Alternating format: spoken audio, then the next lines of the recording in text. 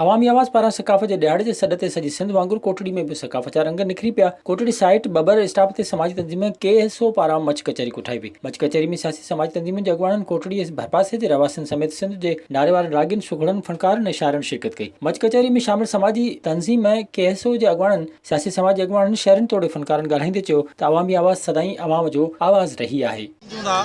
जेको अवामी आवाज़ टीवी जेको 6 दिसंबर ते सिंधी मीडिया समेत जेको पैगाम ॾिनो आहे, जेको कल्चर डे जे हवाले सां सिंधी क़ौम खे मुतहरिक कयो आहे, हिकिड़ी लड़ीअ में पोइण जी कोशिशि कई आहे, हुनखे जस हुजे।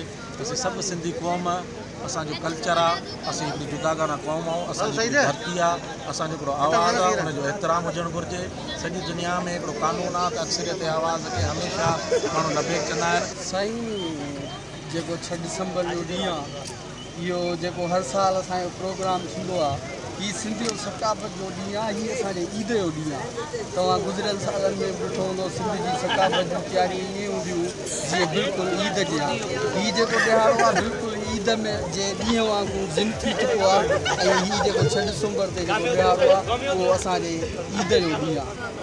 सभ खां पहिरीं त अवामी आवाज़ जो शुक्रगुज़ार आहियां जिन्हनि अॼोके हिन KSO जे प्रोग्राम में भरपूर शिरकत कई आहे, ऐं उनखां गॾोगॾु 6 दिसंबर ते असां बिल्कुलु भरपूर तयारी कई आहे। हिन मौक़े ते मच कचहरी में फनकारनि क़ौमी गीत ॻाए माण्हुनि खे झुमरियूं हणण ते मजबूर करे छॾियो। विज़िट कयो अवामी आवाज़ मीडिया ग्रुप जी वेबसाइट awamiawaz.pk